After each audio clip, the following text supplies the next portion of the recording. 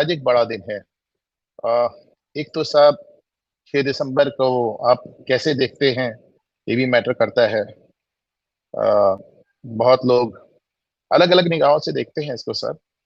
आज के दिन माना जाता है कि कुछ लोग इसको शौर्य दिवस के रूप में देखते हैं क्योंकि आज के दिन बाबरी गिरी थी। बाबरी के तीनों गुंबद गिराए गए थे। और जाहिर सी बात है तमाम लोग इसको काला दिवस ब्लैक डे मनाते हैं। और आज ही के दिन अंबेडकर की भी मृत्यु हुई थी। तो उसको मृत्यु न कह के परिनिर्वाण दिवस एक बड़ा ओकेजन मनाते हैं। और तमाम जितने दलित संगठन हैं अंबेडकर की पुण्यतिथि को महापरिनिर्वाण दिवस करके एक बड़े ओकेजन के तौर पे इसको सेलिब्रेट करते हैं। और महापरिनिर्वाण का मतलब बौद्ध धर्म में होता है आत्मा की मुक्ति, यानी आत्मा को मोक्ष प्राप्त हो जाना। महापरिनिर्वाण तो वो माना जाता है कि आज के दिन अंबेडकर की आत्मा को मोक्ष प्राप्त हो गया। वो अलग बात है कि अंबेडकर आत्मा के कंसेप्ट में यकीन ही नहीं करते थे। आत्मा आत्मा की बात करेंगे तो जन्म पुनर्जन्म की बात होगी, और अंबेडकर का इनमें से किसी पे कोई भरोसा नहीं था। तो आज इन सब बातों में बात करेंगे। शुरुआत करते हैं सब अंबेडकर साहब से ही। अंबेडकर साहब, जैसा कि हम जानते हैं कि हमारे यहाँ जो संविधान सभा बनी थी उसमें तमाम अलग अलग कमेटीज थी। उसमें जो ड्राफ्टिंग कमेटी, नोट मतलब ड्राफ्ट करने बनाने वाली कमेटी थी, उसकी चेयरमैन डॉक्टर B.R. अम्बेडकर थे।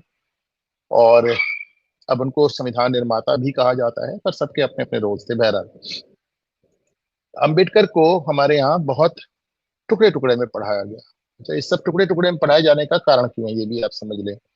जैसे अम्बेडकर को हम सबको मालूम है कि उन्होंने हिंदू धर्म की बड़ी आलोचना की, और अपनी जिंदगी में पूरी जिंदगी हिंदू रहे, लेकिन आखिरी के 6-7 महीने 8 महीने वो बौद्ध हो गए थे।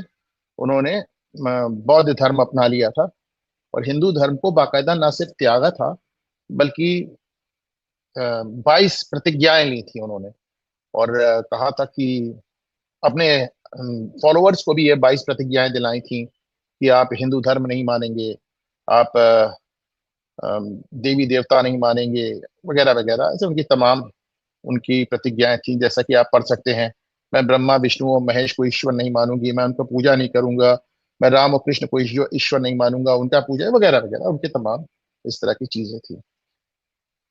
तो अंबेडकर बौद्ध हो गए, और हमारे जो वामपंथी इतिहासकार थे और जो हमारे कांग्रेसी पॉलिटिशियंस थे और हमारे जो लेफ्टिस्ट पॉलिटिशियंस थे, इन सब ने मिलके एक बहुत बड़ी चीज से देखिए। उससे फायदा क्या हुआ? फायदा ये हुआ कि हिंदू धर्म को आपको टुकड़े टुकड़े टुकड़े टुकड़े करने का मौका मिल गया।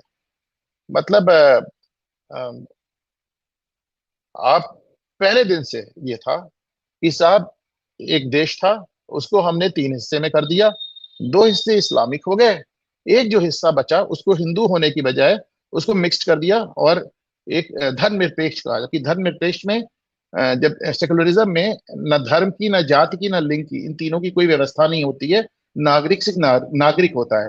राज्य की निगाह में ना आपका धर्म देखा जाता है, ना आपका जेंडर देखा जाता है, और ना आपकी जाति देखी जाती। पर आपने तो तीनों को देखना था। आपने जाति भी देखनी थी, धर्म भी देखना था, जेंडर भी देखना था। तो आपने एक हाइब्रिड मॉडल ऑफ सेकुलरिज्म पैदा किया। तो और उसमें भी मूल भावना यही थी। मैं लगातार बताता रहता हूँ कि जवाहरलाल नेहरू ने आपको चिट्ठी दिखाई थी। उन्होंने अपने सारे मुख्यमंत्रियों को चिट्ठी लिखी थी कि अगर कहीं कोई हिंदू मुस्लिम दंगा होगा तो इसके लिए हिंदुओं को ही दोषी माना जाएगा। बाद में सोनिया गांधी ये बिल लेके आई थी, कम्युनल वायलेंस बिल, जो कि विपक्ष, जो कि उस समय भाजपा था, उसकी वजह से, उसके विरोध से नहीं पास हो पाया। उसमें भी ये था कि दंगा होगा तो हिंदुओं की ही जिम्मेदारी होगी, मुसलमानों की नहीं। बहरहाल, तो अंबेडकर का नाम लेकर भी, पहले आर्यन इन्वेजन थ्योरी को लेकर, देखिए ये भी गजब की बात है। एक आदमी को आपने लिया, उसके नाम पे देश को बांट दिया। कहा कि साहब बौद्ध धर्म अलग है, हिंदू धर्म से अलग है, चलिए मान लिया। फिर आपने कहा कि साहब दलितों को एकदम अलग कर दीजिए, उनके साथ बड़ा अत्याचार हुआ, दलित अलग हैं, बहुजन समाज अलग है, वगैरह वगैरह तमाम चीजें करके आपने हिंदुओं में ढेर सारे टुकड़े टुकड़े टुकड़े टुकड़े कर डाला। लेकिन जब टुकड़े टुकड़े कर डाला तो फिर आपको याद आया कि जिस आदमी के नाम पे हम ये सब कर रहे हैं, B.R. अम्बेडकर, उसने तो और भी बहुत कुछ कहा है। तो उस सबको एकदम कालीन के नीचे, जिससे नहीं कहते ब्रशिंग अंडर द कारपेट, तो उसको कालीन के नीचे दबा दिया गया, झाड़ू लगा के, और सब छुपा दिया गया। यानी जैसे अम्बेडकर का कई बार बता चुका हूं अब तक, तो आप लोग भी बहुत बार पढ़ चुके होंगे। इस्लाम के लिए उन्होंने क्या क्या, हम हिंदुज्म के लिए क्या कहा हमें मालूम है। इस्लाम के लिए उन्होंने क्या क्या कहा कि साहब उन्होंने तो यहां तक कहा कि एक मुसलमान कभी सच्चा भारतीय हो ही नहीं सकता। उसका धर्म उसको परमिट नहीं करता, उसका धर्म उसको आज्ञा नहीं देता कि वो किसी देश का कि वो देशभक्त हो सके। ऐसे इतने खुले शब्दों में तो मेरे ख्याल से आज तक किसी ने नहीं कहा। उन्होंने कहा इस्लाम एक मुसलमान को आज्ञा नहीं देता कि वो देशभक्त हो सके। उन्होंने यही नहीं, वो इकलौते आदमी थे जिस समय उन्होंने चिल्ला चिल्ला के कहा कि अगर आपने बंटवारा कर ही दिया है तो सारे मुसलमानों को पाकिस्तान भेज दीजिए। उन्होंने यहां तक कहा कि अगर मुसलमान फौज में होंगे तो हमें फौज पे यकीन नहीं होगा। उन्होंने यहां तक कहा कि जब तक हिंदुस्तान में मुसलमान आप बाकी रखेंगे, हिंदुस्तान कभी चैन से नहीं बैठेगा।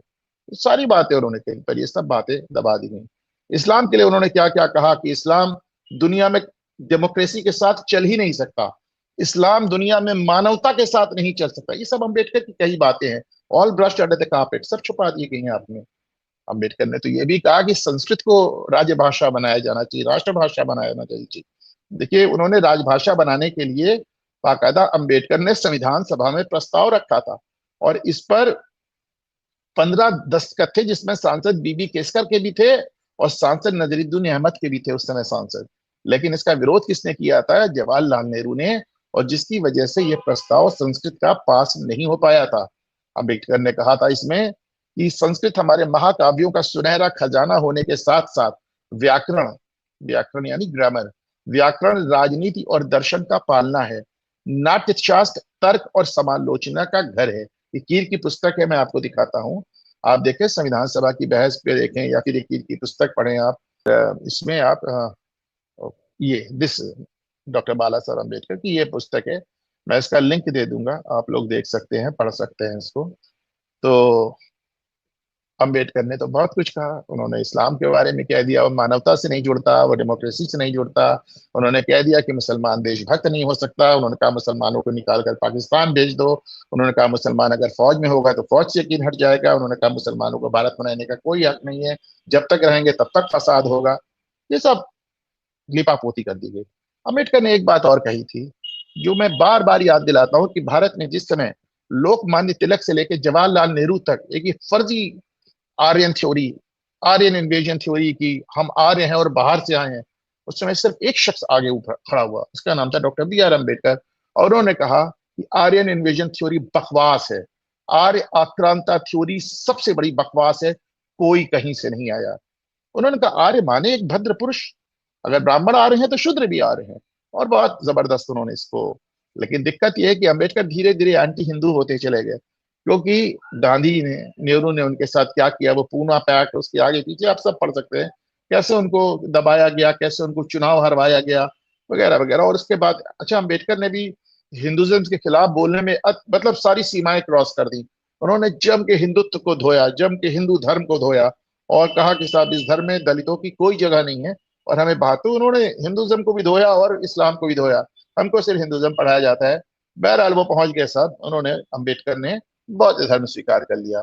आज मैंने एक ट्वीट किया है, और उसको लेके अभी से मुझे ट्विटर पे गालियां भी पड़ रही। हालांकि मैं पहले भी करता रहा हूँ, ये लिखता रहा हूँ कि मेरा अपना मानना है।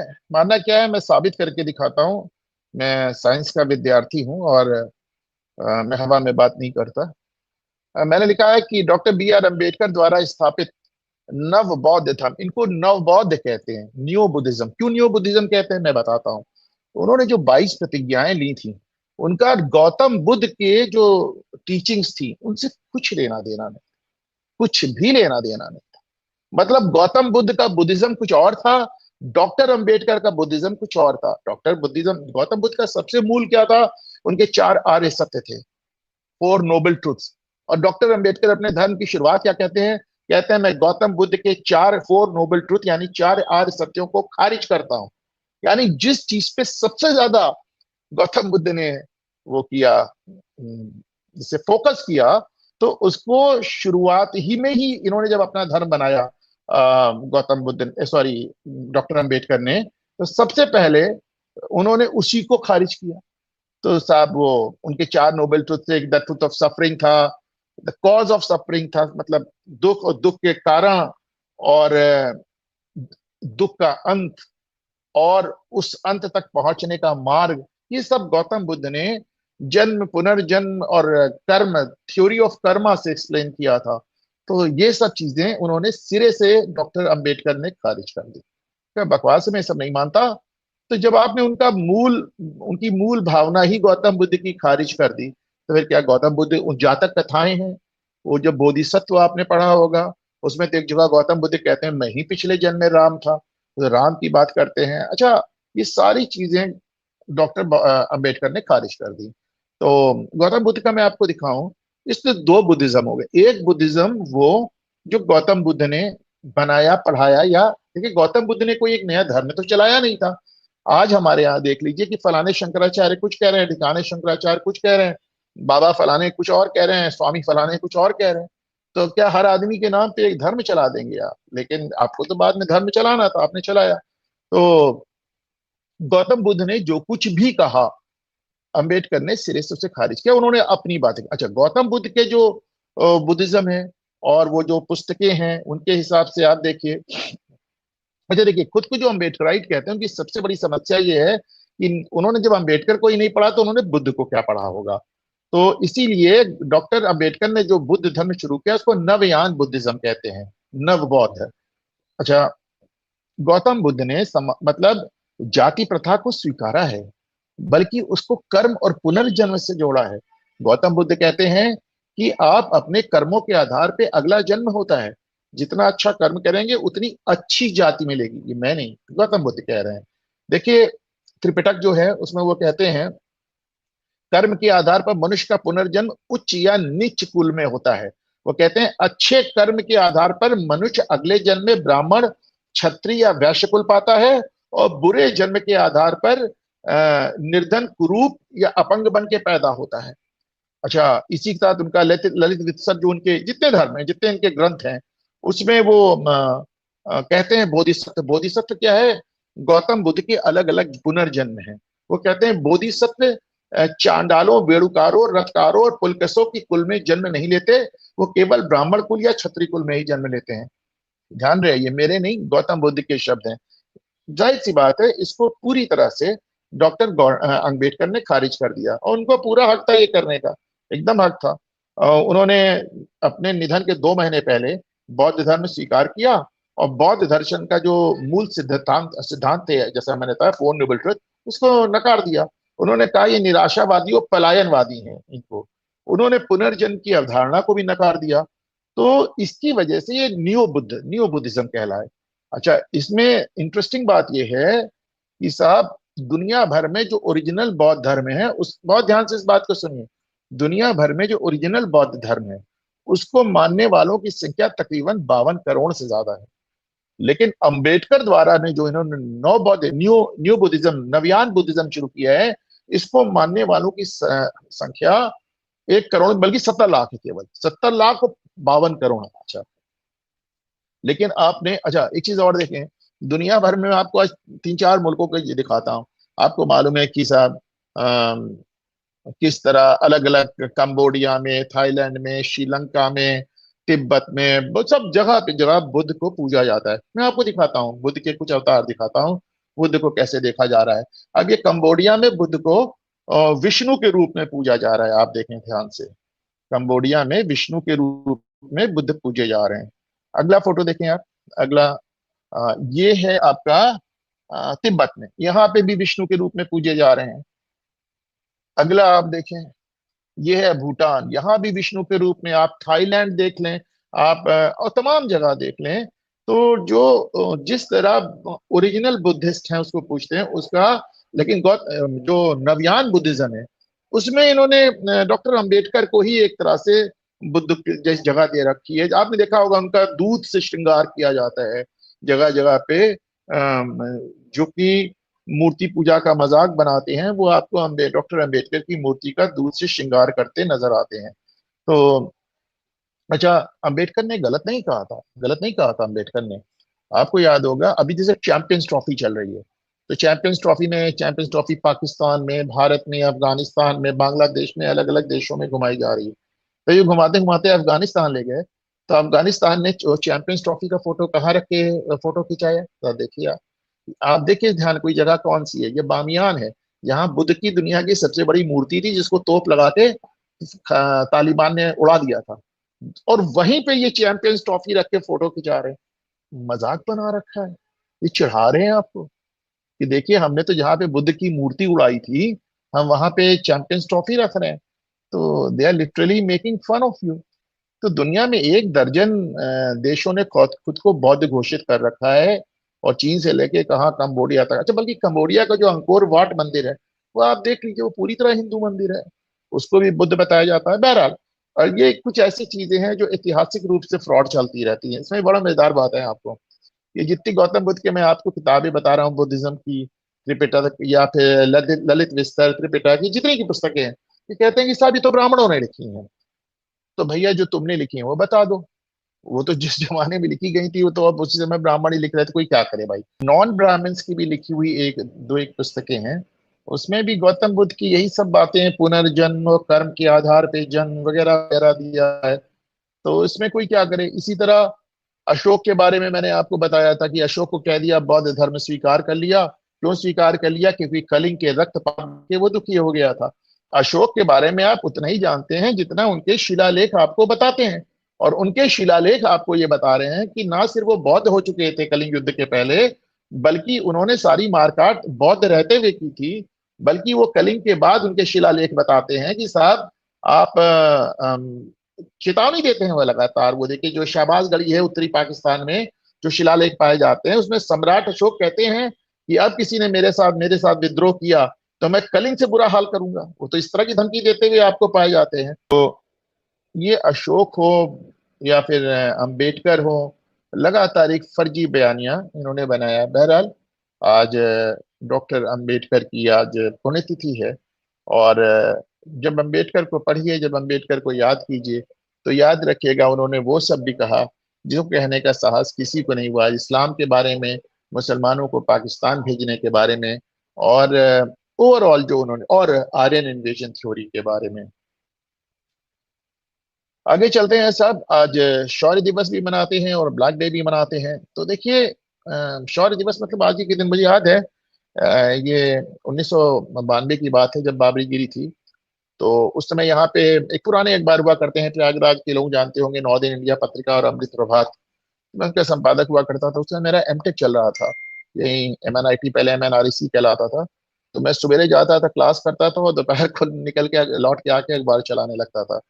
तो मुझे अभी भी याद है कि साहब जब अच्छा, उस समय मोबाइल वगैरह होता नहीं था, लैंडलाइन पे खबर आई कि साहब बाबरी गिरा दी गई। तो पहले यकीन नहीं हुआ, फिर इधर उधर फोन किया, पता किया। तो मैंने कहा एक दोपहर का एडिशन निकाल देते हैं, सुबह का अखबार होता था, लेकिन दोपहर का एडिशन निकाल देते हैं, लोगों को पता तो चले। तो साहब हम दोपहर का अखबार छापने लगे। तो एसएसपी साहब थे उस समय, मुझे याद है, शायद कौन थे कि महेश्वरी थे, कौन थे, उनको पता चल गया। और वो तुरंत आगे हमारे ऑफिस के यहाँ के, हम आपको अखबार नहीं निकालने देंगे और इससे तनाव फैल जाएगा। तो हम लोग उनसे बात करते रहे, कॉफी भी पिलाते रहे, पीछे से अखबार छप के निकल गया। तो मुझे अभी तक याद है कि केवल एक पन्ने का अखबार था, उसकी एक तरफ हिंदी था और एक तरफ हिंदी अंग्रेजी था। अंग्रेजी की हेडिंग तो मुझे नहीं याद है, मैं ढूंढना चाहता हूँ उस अखबार को। पर हिंदी की हेडिंग, वो हेडिंग याद है, तीनों गुंबद ध्वस्त। और मुझे ये भी याद है कि जब ये एक पेज का अखबार निकला था, सिंगल पेज का, तो उस जमाने में अतीक अहमद ने आके इसमें अपनी अपील छपवाई थी। और 1992 में 10,000 रुपया दिया था उस अपील का कि शांति बनाए रखें। तो आई वॉज सरप्राइज कि अतीक अहमद आए हैं विज्ञापन छपवाने अखबार में। तो हमने कहा, आपको कहा नहीं नहीं नहीं, ये तो बहुत गंभीर मौका है अनूप भाई, इस समय तो मेरा विज्ञापन छपना चाहिए। बहरहाल, पुरानी बात हो गई। तो मैंने वॉज वेरी यंग है ना, मैं तुरंत इंजीनियरिंग, मतलब तुरंत इंजीनियरिंग करके निकला था, एमटेक कर रहा था, पढ़ाई कर रहा था, और अगर जर्नलिज्म भी कर रहा था। तो अच्छा, उसके पहले आपको याद होगा कि 1990 में मुलायम सिंह मुख्यमंत्री थे। तो 30 अक्टूबर और 2 नवंबर 1990 को उन्होंने अयोध्या में गोलियां चलवाई थी, पहले वहां पे, फिर हनुमानगढ़ी पे। और क्या रक्तपात हुआ था। लोगों की अपनी अपनी बातें हैं। उस जमाने में तो कोई अखबार हजारों कह रहा था, कोई सैकड़ों कह रहा था, कुछ सही गलत पता ही नहीं चल रहा था। लेकिन सरयू की नदी एकदम लाशों से भर गई थी और तैर रही थी, और क्या लाश तैर रही थी और लाल हो गई थी, कैसा कैसा लोगों ने, मैं था नहीं वहां, लेकिन जो जो वर्णन दिया गया है वो बहुत ही विभत्स वर्णन है। ये बात ध्यान रखें, 1990 में मुलायम सिंह ने गोली चलवाई और सैकड़ों लोगों को मार दिया, लेकिन उनकी सरकार पे आंच भी नहीं आई। 1992 में कल्याण सिंह की सरकार के रहते हुए बाबरी गिर गई। तो कल्याण सिंह की सरकार नहीं गिरी, हिमाचल, मध्य प्रदेश, राजस्थान, जितनी भारतीय जनता पार्टी की सरकारें थी, चारों सरकारें बर्खास्त हो गई। पूरे देश में भाजपा की कोई सरकार रोकी नहीं गई। आरएसएस पे बैन लगा दिया, सारी सरकारें बैन कर बर्खास्त कर दी, कितने लोग को जेल भेज दिया। लेकिन जब मुलायम सिंह ने गोली चलाई थी तो सरकार उनकी वैसे ही चलती रही थी, कहीं कोई दिक्कत नहीं आई थी। बल्कि देखिए, मुलायम सिंह बाद में के दिनों भी कहते थे कि अगर मुझे मौका मिलता तो मैं तो फिर गोली चलवा देता, मैं तो और लोगों को मारने को तैयार था। क्योंकि वो मार के मुलायम सिंह ने जो अपनी एक इमेज बनाई थी, उसी इमेज को अखिलेश यादव आज तक खा रहे हैं, और उस इमेज का नाम है मुल्ला मुलायम सिंह। तो ये मुल्ला मुलायम सिंह की जो उनकी एक इमेज थी, वो आज तक अखिलेश यादव उसका फायदा उठा रहे हैं। एक मैं अक्सर इसमें तमाम लोग की बात करता हूँ, एक जने जो मुझ में इसको बहुत याद आते हैं इस मामले में, और मैं बहुत पसंद करता हूँ उनको, क्योंकि जो एक वीएस नायपॉल करके एक राइटर हुए हैं, भारतीय मूल के हैं, बाद में ब्रिटिश, वो तो पहले ही बाहर हुए थे, वे ब्रिटिश नागरिक हो गए। और ये सब इनकी बड़ी बड़ी आलोचना करते थे भारत की। तो वामपंथी लेखक इन्हें बहुत पसंद करते थे, वो वामपंथी इतिहासकार जितने वामपंथियों के बड़े हीरो हुआ करते थे, बड़े हीरो हुआ करते थे, नायपॉल बहुत पसंद करते थे। इनकी एक किताब आप सबने देखी हो या पढ़ी हो, आ हाउस फॉर मिस्टर विश्वास, 1960-61 में लिखी थी। इनको भी नोबेल प्राइज मिला साहब लिटरेचर में। तो ये वामपंथियों के बड़े डार्लिंग हुआ करते थे, बड़े चहेते हुआ करते थे। लेकिन जब बाबरी मस्जिद गिरी, तो इन्होंने बड़ा जबरदस्त बयान दिया। उन्होंने कहा कि साहब, जैसे स्पेन में उन्होंने सारी मस्जिदें गिरा दी और अपने राष्ट्रीय स्मारकों का पुनर्निर्माण कराया है, भारत में भी बहुत जरूरी है। मुझे बहुत खुशी है। उन्होंने कहा this is a moment of balance, balance बनाने की जरूरत थी। उन्होंने कहा कि भारत का गरीब इससे ज्यादा किसी खुशी के मौके से नहीं गुजर सकता। अमीरों के पास तो खुश होने के और मौके होते हैं, लेकिन भारत के एक आम हिंदू गरीब को आज बहुत बड़ी खुशी मिली है। और उन्होंने ये भी कहा कि मुझे गुस्सा आता है ये सोचकर, जब भी कोई कहता है गलत हुआ, अरे इससे ज्यादा सही तो कुछ हो ही नहीं सकता। जिन्होंने हमें मारा, काटा, बर्बाद किया, हमारी औरतों को लूटा, हमारा धर्म परिवर्तन किया, हमारे धार्मिक जगहों को गिराया, उसकी जगह दूसरी बना दी, हमसे कहा जाता है कि उनको बर्दाश्त करो, उनकी पूजा करो, उनकी तारीफ करो। तो साहब, ये वीएस नायपॉल साहब, जिनका पूरा नाम था विद्याधर सूरज प्रसाद नायपॉल, तो इनका इस बयान के आते ही तो पूरा लेफ्टिस्ट सर्कल जैसे उस पर वज्रपात हो गया। मुझे याद है कि साहब ये नवंबर 2012 में मुंबई में आए थे बेचारे, एक आखिरी बार आए थे इंडिया, तो एक साहित्य उत्सव था, उसमें भी उन्होंने कह दिया, उन्होंने कहा कि व्हाट इज इस्लाम। आप भूल गए, उन्होंने वो अम्बेडकर वाली सारी बातें दोहराई। उन्होंने कहा इस्लाम तो मारने काटने के लिए बना ही है भाई, इसको माने आप। उसमें वो जो गिरीश कर्नाड जो एक्टर हैं, मेरी बहुत पसंदीदा एक्टर हैं, लेकिन खांटी लेफ्टिस्ट, मैं अक्सर कहता हूँ कि एक अदाकार के रूप में जिन लोगों को मैं पसंद करता हूँ, एक इंसान के रूप में वो सब के सब बहुत ही घटिया निकलते हैं। तो उन्होंने बड़ा नायपॉल को अंड बंड कह डाला वहीं पे। उन्होंने कहा कि आपको भारतीय मुसलमानों के योगदान का पता नहीं है।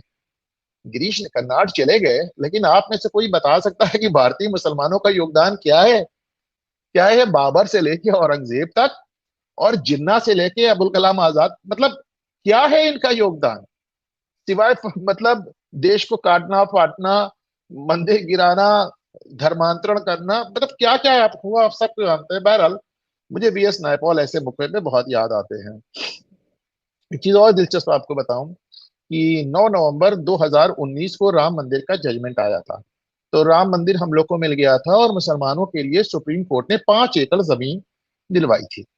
तो साहब, ये जो 5 एकड़ जमीन है, ये अयोध्या शहर से 28 किलोमीटर दूर धन्नीपुर करके एक जगह है, तो वहां पे उनको 5 एकड़ जमीन दी गई थी।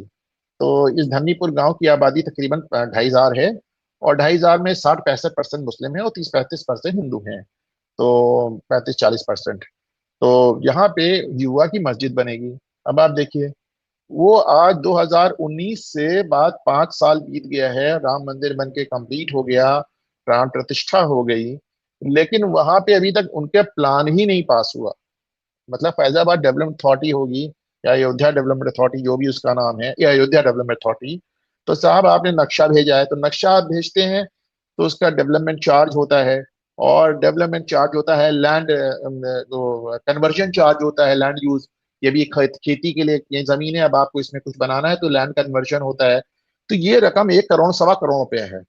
तो ये मस्जिद की जो कमेटी है, उनके पास वो पैसा ही देने को नहीं है।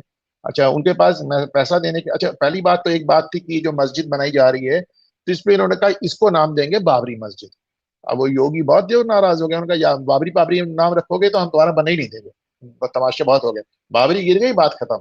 तो उन्होंने फिर उसका नाम बदल के उन्होंने कर दिया कि पैगंबर मोहम्मद साहब के बेटे, उनके जो बेटे थे जिनकी बहुत जल्दी उम्र में डेथ हो गई थी, मोहम्मद बिन अब्दुल्ला के नाम पे मस्जिद रखा जाएगा। तो चलो ठीक है। उसके बाद आज 5 साल हो गया, फिर उन्होंने कह दिया हम 5 एकड़ में नहीं 11 एकड़ में बनाएंगे, मस्जिद ही नहीं बनाएंगे, मस्जिद के साथ स्कूल भी बनाएंगे, अस्पताल भी बनाएंगे, दुनिया भर की बड़ी बड़ी बातें। लेकिन आज तक साहब वहां कुछ हो नहीं पाया। इसमें तीन चार चीजें देखने की हैं। मुसलमान इस कदर निराश हो गया उस जगह से, उसने कहा हमें पैसे ही नहीं देने। अब वो डोनेशन कलेक्ट कर रहे हैं और उसके लिए बार बार ये जाते हैं सऊदी अरब और अरब मुल्क जाते हैं, वहां से भी पैसे नहीं आ रहे हैं। देश का मुसलमान भी पैसे नहीं दे रहा है, क्या यार क्या बाबरी नाम तो रखोगे नहीं तो हम क्यों, जब बाबरी दोबारा नहीं बन रही तो हमें पैसे नहीं देने, जा सोचिए। मजेदार बात यह कि इसमें अभी तक कितना पैसा आया है, 40 लाख रुपए डोनेशन है। और आप सोच के देखें इस 40 लाख रुपए में, अ, इस 40 लाख रुपए में आप माने करीब 40% पैसा, करीब करीब आधा पैसा हिंदुओं ने दिया। इनफैक्ट जो सबसे बड़ा डोनेशन पहला आया था वो लखनऊ यूनिवर्सिटी में एक है रोहित श्रीवास्तव, उन्होंने दिया था। यानी ये 40 लाख रुपए इकट्ठा हुए हैं, तो उसके लिए आप मान लें 15-16 लाख रुपए तो हिंदुओं ने दिए। तो मुसलमान इनको पैसा ही देने को नहीं तैयार है, क्योंकि उसका नाम बाबरी नहीं रख रहे हैं, क्योंकि ये उनको अब उनको कहता है कि भाई वहां जाके हमारा मन खराब होता है वगैरह वगैरह तमाम चीजें। तो ये मस्जिद अभी तक बनना तो दूर की बात, इसका नक्शा भी पास नहीं हो पाया है, क्योंकि आपने अभी तक इसका डेवलपमेंट चार्ज नहीं दिया है। और याद रखिएगा कि इसको पैसा अभी तक 40% उस समय तक हिंदुओं ने दिया था, क्योंकि आगे और ज्यादा हो सकता है। अब आप इसको खुद सोच लीजिए, मतलब बाबरी मस्जिद की जगह जो मस्जिद बन रही है उसको बनाने के लिए आधा पैसा हिंदुओं से आ रहा है।